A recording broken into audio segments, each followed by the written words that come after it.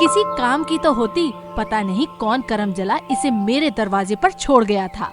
काश पहले मालूम होता ये अंधी है, उसी वक्त इसे गड्ढा खोदकर गड्ढे में डाल देती। सर पर पड़ गई मेरे बोझ कहीं की, किसी काम की नहीं अंधी। काश भगवान ने जितनी तेरी आंखें छीनी, तेरी जिंदगी छीन लेता। बोझ। कायरा चुपचाप बैठी रही, जैसे ये शब्द उसके लिए नए नहीं थे, जैसे हर सुबह की शुरुआत इसी जहर से होती हो। चाची की जुबान जितनी कड़वी थी, उतनी बेरहम थी दुनिया भी, क्योंकि कायरा अंधी थी जन्म से। इस वजह से मोहल्ले के लोग हो या खुद उसके अपने, किसी ने भी उसे कभी प्यार नहीं दिया। आप चिंता मत करिए चाची, एक दिन मैं चली जाऊंगी, एक दिन सब ठीक होगा। लेकिन कायरा को यकीन था एक दिन सब ठीक होगा, वो भी इस दुनिया के रंगों को देखेगी, क्योंकि वो कहते हैं ना, परिस्थितियां तुम्हारी कहानी तय नहीं करती। और यही कहानी थी कायरा की, जो उस बस्ती में पलने के लिए नहीं बनी थी।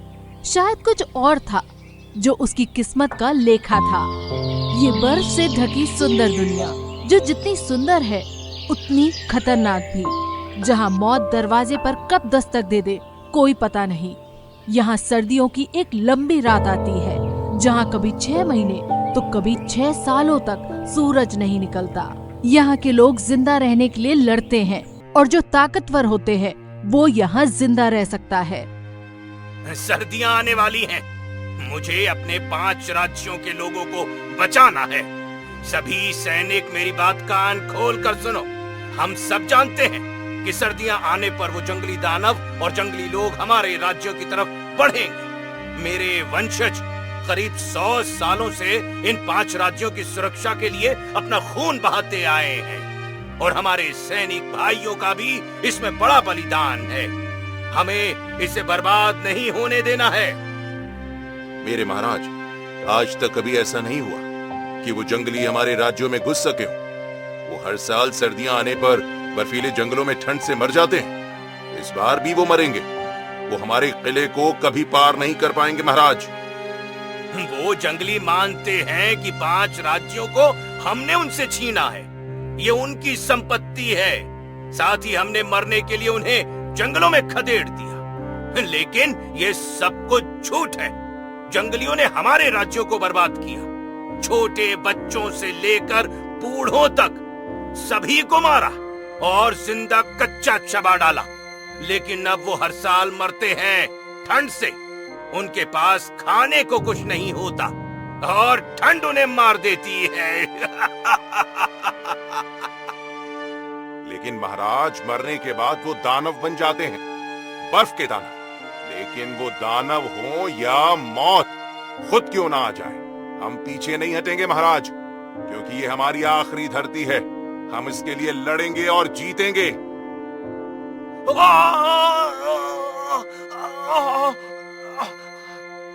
सर जी, मेरा बच्चा। सर जी की आवाज सुनते ही सभी भागते हुए नील पेड़ के पास गए, क्योंकि वहीं से वह आवाज आई हुई थी।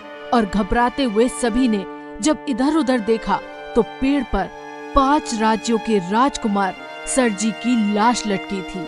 किसी ने उन छोटे बच्चों को बड़ी बेरहमी से मार डाला था, और ये देख उसके पिता ग्रूट को बड़ा झटका लगा। नहीं, जल्दी जाओ, ये जिसने भी किया है ज्यादा दूर नहीं गया होगा। जल्दी मुझे उसकी गर्दन चाहिए। मैं वादा करता हूँ मेरे महाराज, सूरज ढलने से पहले जिस किसी ने ये किया है उसकी गर्दन आपके चरणों में होगी। सैनिकों, मेरे साथ आओ। सर जी शायद ग्रूट वंश की आखिरी संतान थी, जो खानदान को आगे बढ़ाने का कार्य करती। लेकिन अचानक हुई मौत ने सबको हिला कर रख दिया, और राजा टूट गया। उसने अपनी गोद में सर जी को उठाया और रोता हुआ वहाँ से जाने लगा, अपने बेटे का अंतिम संस्कार करने के लिए। राजा ग्रूट शाम के वक्त अपने कमरे में बैठे हुए थे।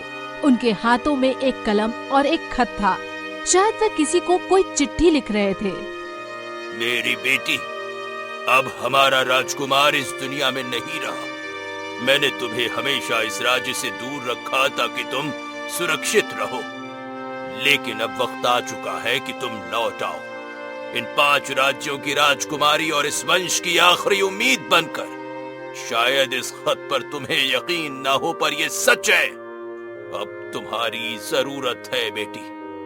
तुम मेरा वंश हो और तुम्हारी गर्दन के पीछे सूर्य का जो चिन्ह है वही हमारे खानदान की पहचान भी है। मैं एक सिपाही भेज रहा हूं बरहफिमा से, जो तुम्हें यहाँ पर लेकर आएगा और तुम्हें इस राज्य की रानी बनाएगा। अब इस ग्रूट वंश की आखिरी जिंदा संतान सिर्फ तुम ही हो। उसने खत को धीरे से मोड़ा और मोमबत्ती की लौ से नीचे मोहर लगाकर एक धागे से बांध दिया। फिर सामने रखा ग्लास उठा के शरबत की एक घूंट पी। पर तभी दरवाजा जोर से खुला। सेनापति सूर्यवंशी भीतर आया। उसके पीछे 2 सैनिक और उनके बीच एक कैदी। महाराज, हमारे राजकुमार का यह हत्यारा किले से बर्फ की ओर भाग रहा था। क्यों किया तूने ये सब? मेरे बेटे को क्यों मारा? अरे आखिर पूछ ही लिया तुमने। सुन राजा, मेरे परिवार को उस बर्फ में तूने मरने भेजा था। उस समय मैं बस 5 साल का था, छोटा। अपनी आंखों से देखा, ठंड में तड़प कर मरे वो सब, और तू सोचता है मैं चुप रहूंगा? नहीं राजा, मैंने बदला लिया है। और सुन ले, मैं अकेला नहीं हूँ। अभी बहुत से ऐसे हैं जो तैयार बैठे हैं तुम्हारे इस किले को राख बनाने। और मैं बर्फ के उस पार से आया हूँ। इसे दर्दनाक मौत देना नहीं, मौत तो एक राहत है। इसे तड़पाओ, इतना तड़पाओ कि ये खुद मौत को पुकारे, पर मौत भी इससे मुंह मोड़ ले। वैसे एक बात बताओ राजा, क्या तुमने वो शरबत पी लिया? हाँ, क्यों?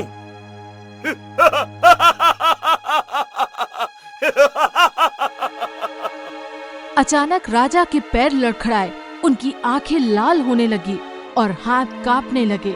तब अचानक उनके मुंह से खून की उल्टी होने लगी और वे जमीन पर गिर पड़े।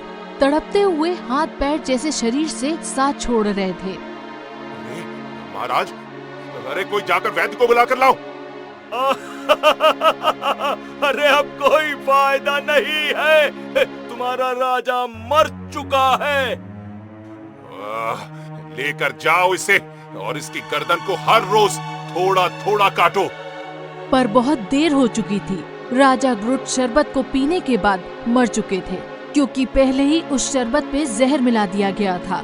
और ये एक बहुत बड़ी सोची समझी साजिश थी उन जंगली लोगों की, जिन्होंने इस बार ताकत से नहीं बल्कि दिमाग से काम लिया था, क्योंकि वे जान चुके थे एक राजा के बिना कोई भी राज्य युद्ध नहीं जीत सकता। राज्य का राजा अब नहीं रहा। राजकुमार पहले ही जा चुका था। अब इस राज्य का कोई उत्तराधिकारी नहीं बचा। हम सब ने शपथ ली है कि हम इस राज्य को उन जंगलियों के हाथों नहीं पड़ने देंगे। हाँ, हम सब शपथ ले चुके हैं। इस राज्य को उन जंगलियों के हाथों नहीं पड़ने देंगे। पर एक खत था जो अब तक किसी को नहीं मिला था, और वही आखिरी बचा हुआ खत ग्रुट वंश की आखिरी निशानी था। लेकिन वही दूर कायरा अपने घर वालों से परेशान नदी के किनारे बैठी हुई थी, और उसे वहां तक उसका वफादार कुत्ता ओली लेकर आया हुआ था। लेकिन अचानक ओली का व्यवहार बदलने लगा। वह एक पेड़ को देखकर जोर से गुर्रा रहा था, जैसे कोई मुसीबत वहाँ खड़ी थी। क्या हुआ ओली? और तभी वहाँ से एक लड़का बाहर निकलकर आया। उसके हाथों में किताबें थी। कायरा का कुत्ता उसे देखकर भौंकने लगा। अरे मोहतरमा, अपने कुत्ते को चुप कराइए, वरना ये आज हमारी हड्डियां खा जाएगा। चुप हो जाओ ओली, वे हमें कुछ नहीं करेंगे। बिल्कुल ठीक कहा मोहतरमा, हम तुम्हें कुछ नहीं करेंगे। लेकिन तुम्हारे गले के पीछे ये जो निशान है, ये तो किसी राजा महाराजाओं के वंश का चिन्ह लगता है। किस वंश की रानी हो तुम?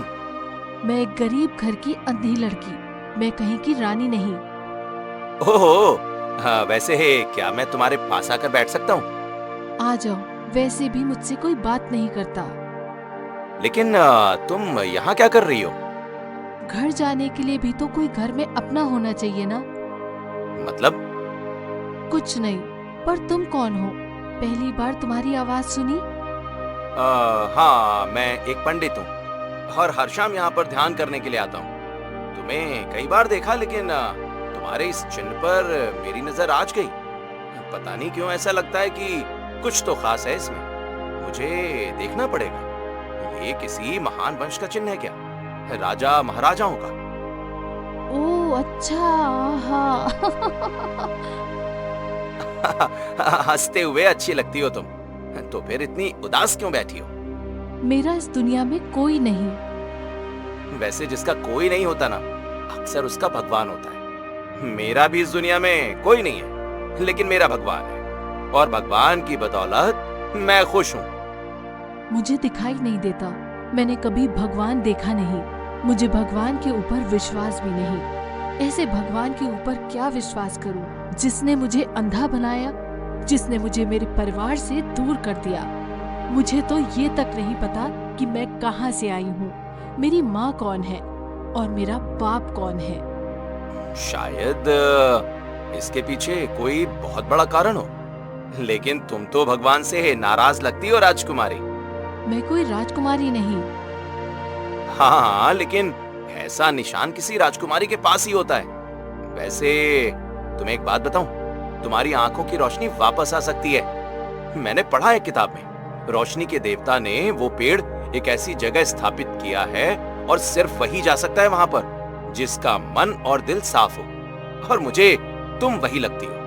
ये मेरा ज्ञान कहता है। तुम बातें अच्छी बना लेते हो। अब मुझे जाना चाहिए। अरे अरे, मैं कोई झूठ नहीं बोल रहा, मेरा विश्वास करो। दुनिया को देख सकती हो तुम, एक बार कोशिश तो करके देखो ना। कायरा ने ऋत्विक की बात का कोई भी जवाब नहीं दिया। अपने कुत्ते की जंजीर पकड़ी और ओली उसे घर की ओर ले जाने लगा। अगर तुम्हें जानना है कैसे, तो मैं तुम्हारी मदद करूंगा। कल इसी वक्त मुझे इसी जगह पर आकर मिलना। राजमहल में हर कोना सन्नाटे में डूबा था।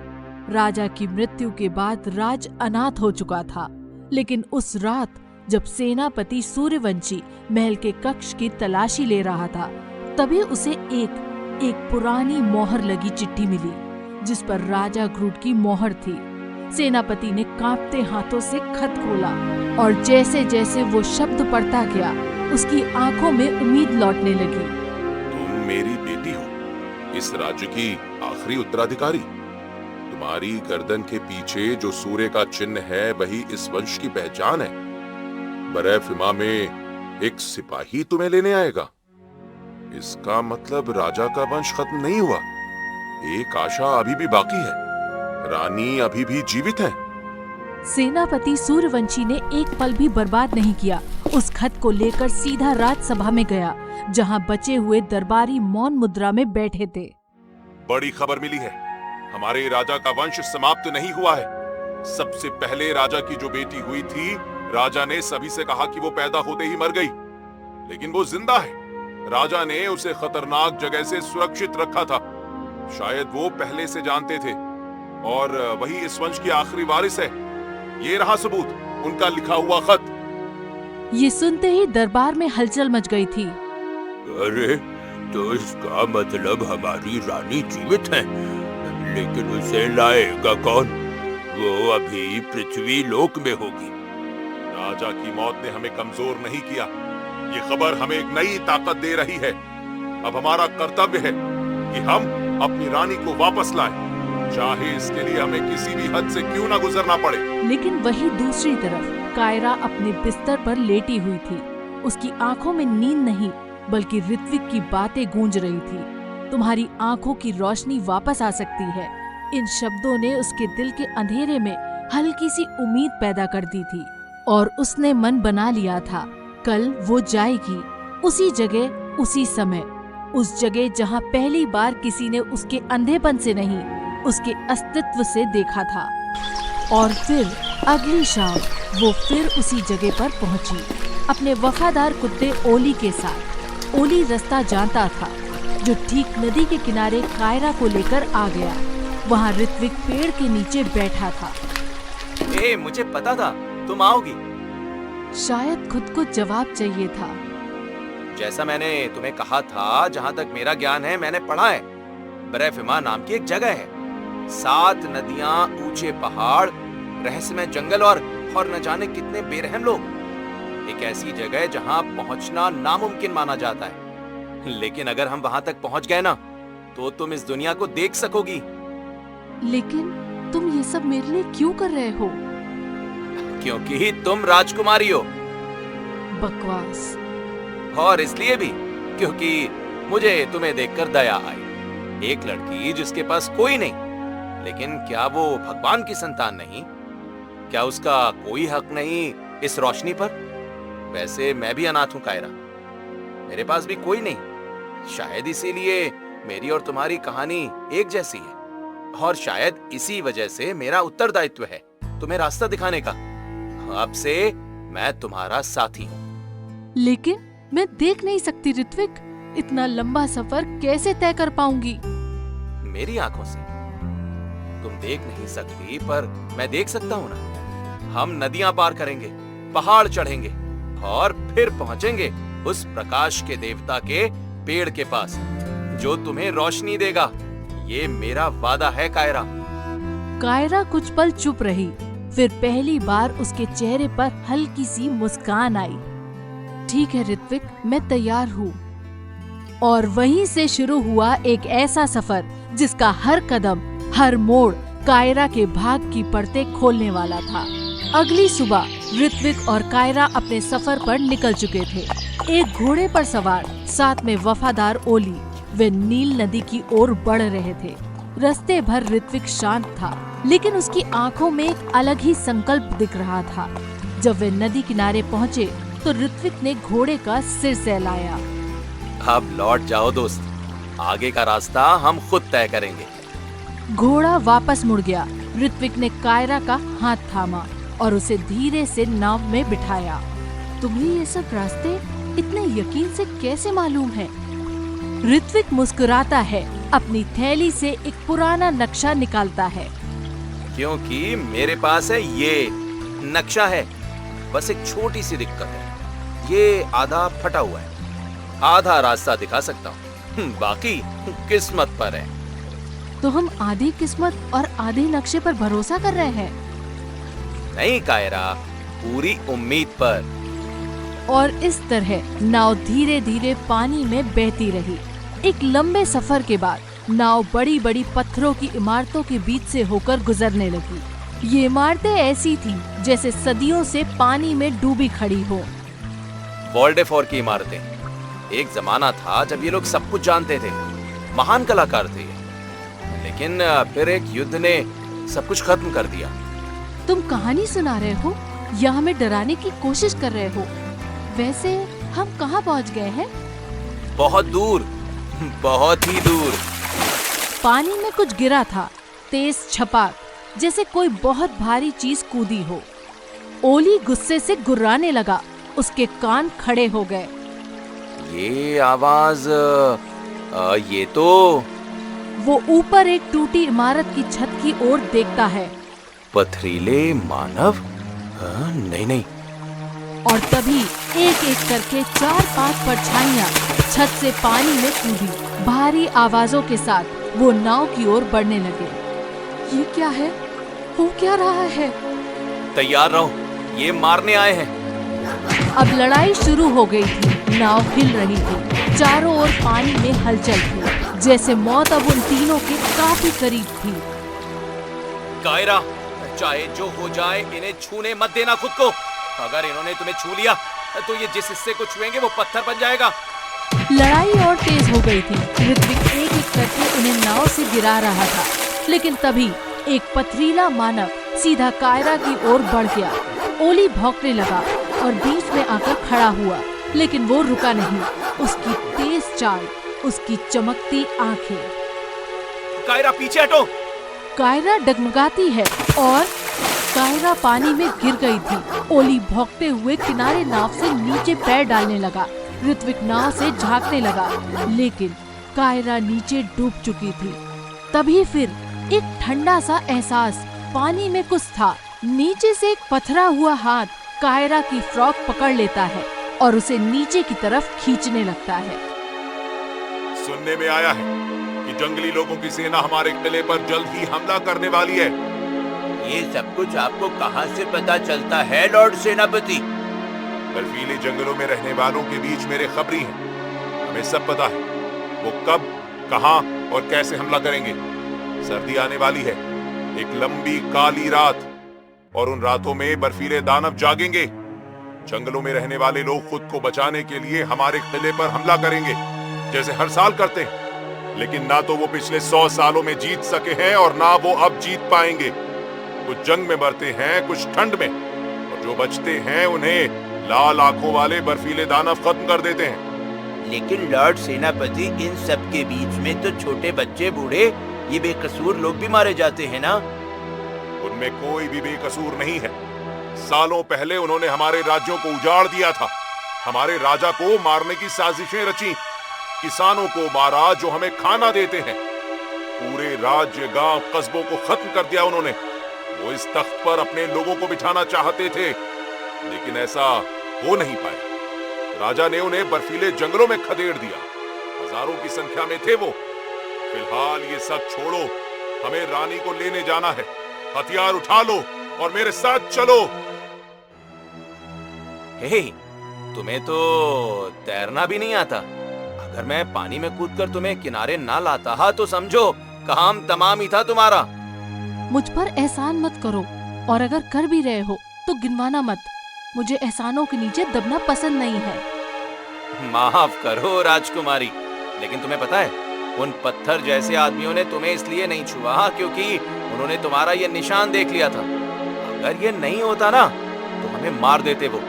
मैंने कहानियों में पढ़ा है, पथरीले मानव हमेशा राजसी खून से वफादार रहे हैं। उन्हें शायद तुम्हारी पहचान पता चल गई थी और तुम्हारी वजह से मेरी जान भी बच गई। मैं कोई राजकुमारी नहीं हूँ, ये सब बकवास है। बस ये बताओ आगे कहाँ जाना है? ऋत्विक मुस्कुराता है, उठता है और हाथ फैलाकर पश्चिम की ओर इशारा करता है, जहाँ दूर कहीं बर्फीली चोटियाँ चमक रही हैं।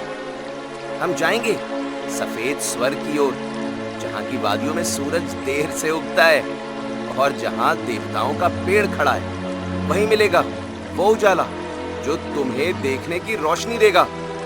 लेकिन वहां तक पहुंचने के लिए हमें पार करनी होगी जिंदा मुर्दों की घाटी।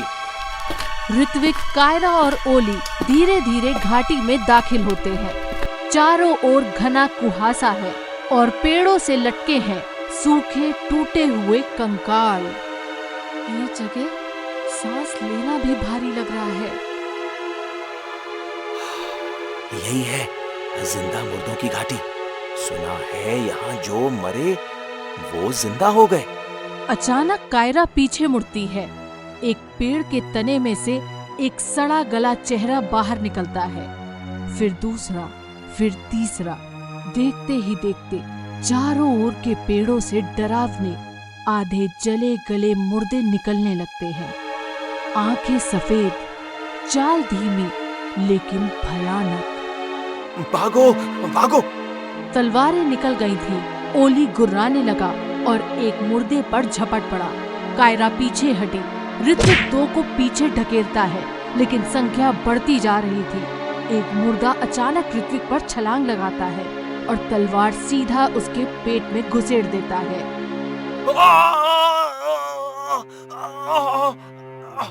तभी उसे एहसास हुआ जैसे कुछ नहीं हुआ। उसने नीचे देखा, तलवार तो लगी लेकिन पेट नहीं कटा। हैरान होकर वो अपनी कमीज हटाता है। उसके पेट का आधा हिस्सा पत्थर जैसा ठोस बन चुका था। ये कैसे? जब मैंने पानी से कायरा को निकाला था तब पथरीले मानव ने मुझे छुआ था। क्या क्या क्या क्या उसी ने? तभी अचानक एक मुर्दा उसकी गर्दन पर वार करने ही वाला होता है, लेकिन एक तीर आकर सीधे उस मुर्दे के सिर पर लगता है। वो चीखते हुए सीधा जाकर एक पेड़ से चिपक जाता है। ऋत्विक और ओली चौंक कर पीछे देखते हैं। घाटी के किनारे से एक सेना की टुकड़ी आती दिखती है। उन्हें देखते ही सारे मुर्दे गायब हो जाते हैं। फिर घोड़े पर एक रौबदार सेनापति है, जिसने अपनी धनुष को नीचे किया है। अब तुम सुरक्षित हो। लेकिन रानी को लेकर इस जंगल में कहाँ जा रहे हो? कायरा कुछ बोलने ही वाली होती है, लेकिन ऋत्विक जल्दी से बात संभालता है। हम पश्चिम की ओर जा रहे हैं, बर्फी माँ, वहाँ हमारा घर है। सेनापति थोड़ी देर चुप रहा, फिर गहरी सांस लेकर बोला, अच्छा, बर्फी माँ के राजा बड़े नेक इंसान थे, लेकिन अब वो इस दुनिया में नहीं है और उनका वंश खत्म हो चुका है। अब वहां कुछ नेताओं ने व्यवस्था संभाली है। हालात पहले जैसे नहीं रहे। तुम ये घोड़ा और कुछ हथियार ले जाओ और रानी को सुरक्षित रखो। सेना की टुकड़ी उन्हें घोड़ा और एक पैक में कुछ हथियार देकर वापस उत्तर की दिशा में लौट जाती है। उनके जाने के बाद ऋत्विक, कायरा और ओली आगे बढ़ते हैं। कायरा, तुम्हारे इस निशान ने तो फिर हमें बचा लिया। पहले पथरीले मानव, अब ये सेना। सबको लगता है तुम कोई राजकुमारी हो। ये निशान बेशकीमती है। 2 बार बचाया इसने, लेकिन अगली बार शायद भगवान ही बचा पाए।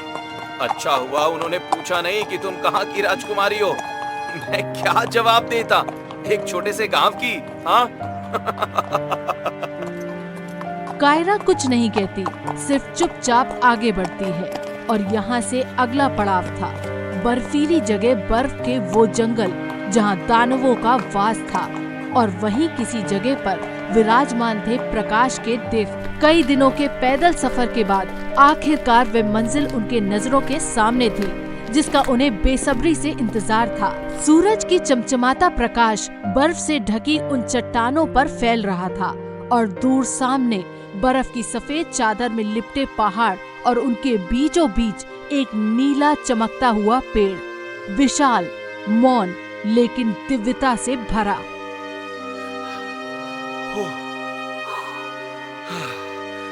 तो हम आ गए आखिरकार। देखो कायरा, वही है देवताओं का पेड़। महसूस कर सकती हूँ ये कितना सुंदर होगा, जैसे आसमान ने जमीन को चूम लिया हो। हम जिंदा हैं, जीत गए मुर्दों से, पहरेदारों से, जंगलों से।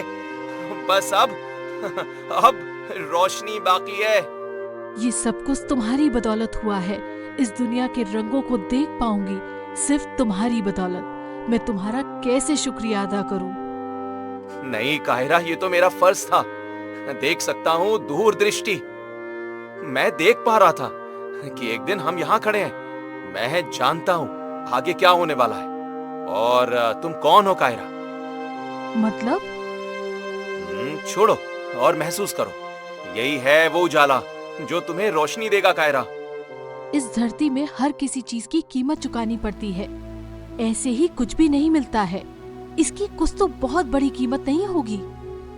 होगी। मेरे साथ आओ। कायरा, झुको। क्या?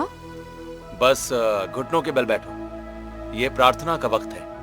कायरा कुछ नहीं पूछती, बस धीरे से घुटनों के बल बैठ जाती है। ऋत्विक आगे बढ़ता है। दोनों हाथ जोड़कर वृक्ष के सामने खड़े हो जाते हैं। हे प्रकाश के देवता, ये वही है जिसके आने की भविष्यवाणी थी। ये रानी है, सूर्य के आशीर्वाद से जन्मी। इसकी आत्मा उजाले से बनी है। इन्हें दृष्टि दीजिए ताकि ये इस दुनिया को रोशनी दे सकें, आने वाली सर्दियों की लंबी रात को खत्म कर सकें। वो रात जो कई मासूमों को निगल जाती है और आज जिसमें मुर्दा जिंदा हो जाते हैं। वो रात जो कई सालों तक खत्म नहीं होती, ताकि ये अंधेरे के अंत का कारण बने। तुम जानते हो पुजारी, हर रोशनी की कीमत होती है। हर वरदान के बदले एक बलिदान देना होता है। प्रकाश के देवता तुमसे एक कुर्बानी मांगते हैं। एक ऐसी कुर्बानी जो तुम्हें एक सच्चा पुजारी सिद्ध करेगी। तुम्हारा जन्म, तुम्हारी किस्मत यही दिन लिखने के लिए हुआ है। क्या तुम तैयार हो? हाँ। कहते ही इसने अपने दोनों हाथ फैला दिए थे, जैसे खुद को अर्पित कर रहा हो। फिर अगले ही पल एक नीली ऊर्जा वृक्ष से उठती है और ऋत्विक की आंखों से एक सुनहरी रोशनी बाहर निकलने लगती है। धीरे धीरे वो रोशनी कायरा की आंखों में प्रवेश करने लगती है। कायरा की बंद आंखें अब कांप रही हैं और फिर अचानक से सब कुछ काला हो जाता है। कुछ भी सुनाई देना बंद हो जाता है। ये सब कुछ क्या हो रहा है?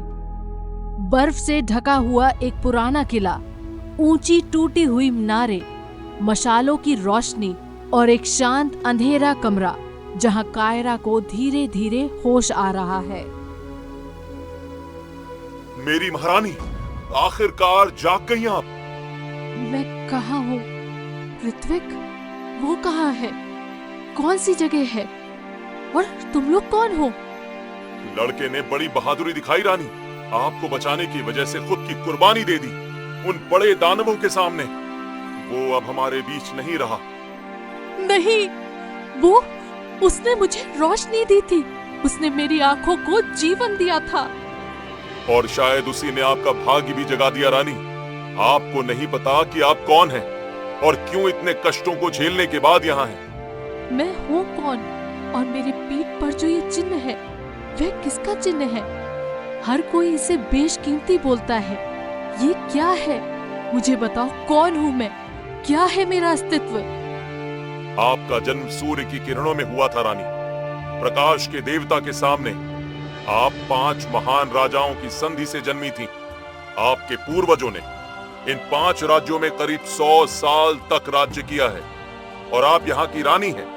आपके पिता राजा ग्रूट यहाँ के लोगों और इस किले की सुरक्षा करते हुए मारे गए। उनका आखिरी वंश था उनका बेटा सरजी, लेकिन उनकी भी मौत हो गई है रानी। और अब बची हैं तो सिर्फ आप, जो इन 5 राज्यों की इकलौती रानी है। और ये आपके पिता की आखिरी चिट्ठी है रानी, इसमें लिखा है सब कुछ। मैंने कभी माँ को नहीं देखा, ना पिता को, ना भाई को, और अब वो भी नहीं जिसने मुझे जिंदगी दी।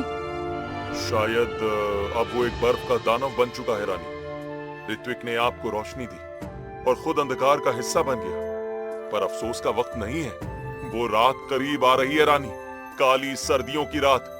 अंधकार, बर्फ और जंगलों के राक्षस मिलकर हमला करेंगे और अगर आपने अपना स्थान नहीं लिया तो ये राज्य, ये 5 भूमियां हमेशा हमेशा के लिए बर्फ में दफन हो जाएंगी। रानी कायरा, अब निर्णय आपका है। राज्य की रानी बनिए और इस धरती को बचा लीजिए। सूर्यवंशी ने रानी कायरा को सब कुछ बता दिया था। सालों से चली आ रही वह भयानक जंग, जिन्होंने जंगलों को लहूलुहान किया, वो दानव जो बर्फ से नहीं खून से जन्मे थे, और वह बड़ी जिम्मेदारी जो अब कायरा को मिल रही थी। ठीक है, मैं 5 राज्यों की महारानी कायरा आप सबको वचन देती हूँ, जब तक मेरे शरीर में प्राण है, मरते दम तक आप सभी के लिए लड़ूंगी और अपने पूर्वजों द्वारा खून से सिंची हुई उस भूमि को कभी हार का स्वाद नहीं चखने दूंगी। महारानी की जय हो, महारानी की जय हो, महारानी की जय हो। कुछ हफ्तों बाद धीरे धीरे ठंड बढ़ने लगी थी। सन्नाटा ऐसा था कि बर्फ की हर बूंद की आवाज सुनाई देती थी। किले की ऊंचाई पर एक प्रहरी, रात का पहरेदार, गहरी निगाहों से अंधेरे को निहार रहा था। तभी प्रहरी की नजर कुछ चमकते हुए धब्बों पर जाती है। आग की मशालें जो तेजी से किले की ओर बढ़ रही थी। हमला हुआ है, दुश्मन आ रहे हैं, सब सतर्क हो जाएं। कुछ ही पलों में पूरे किले में भगदड़ मच गई। सिपाही अपने अपने मोर्चे पर दौड़ने लगे। दंधकती मशालों के साथ जंगलियों की सेनाएं किले की दीवारों पर चढ़ने लगी। बर्फ के बीच खून की बारिश होने लगी थी। आक्रमण, कोई पीछे नहीं हटेगा। ये भूमि हमारी है, इसे हमसे कोई नहीं छीन सकता। कायरा अब कोई साधारण युवती नहीं थी, वो 5 राज्यों की रानी थी और उसकी युद्ध कला खून से ही नजर आ रही थी, जो अपने सिपाहियों के साथ सबसे आगे लड़ रही थी। उन जंगली लोगों और सिपाहियों के बीच युद्ध चढ़ा हुआ था, एक ऐसा युद्ध जो थमने का नाम नहीं ले रहा था। दोनों ओर से लोग मर रहे थे। किसी का शरीर भाले से लटका था तो किसी की गर्दन में आधी तलवार घुसी हुई थी। दोनों ओर के सिपाहियों की टुकड़ियों में से आधे से ज्यादा सैनिक मर चुके थे। लेकिन लड़ते लड़ते रानी कायरा ने उस युद्ध को जीत लिया था और जैसे बीते 100 साल में होता हुआ आया था, ठीक वैसा ही हुआ। वे जंगली इस बार भी किले पर कब्जा नहीं कर पाए और फिर जब सूरज की पहली किरण बर्फ पर पड़ी, किले के मैदान पर खून से सना सन्नाटा था। जंगलियों के 3 मुखिया सर झुकाए खड़े हैं, हथियार डाल चुके थे। महारानी, तीनों शत्रु सरदार बंदी बना लिए गए हैं। इन्हें कैद खाने में डालो, हम कुछ बड़ा करने वाले हैं।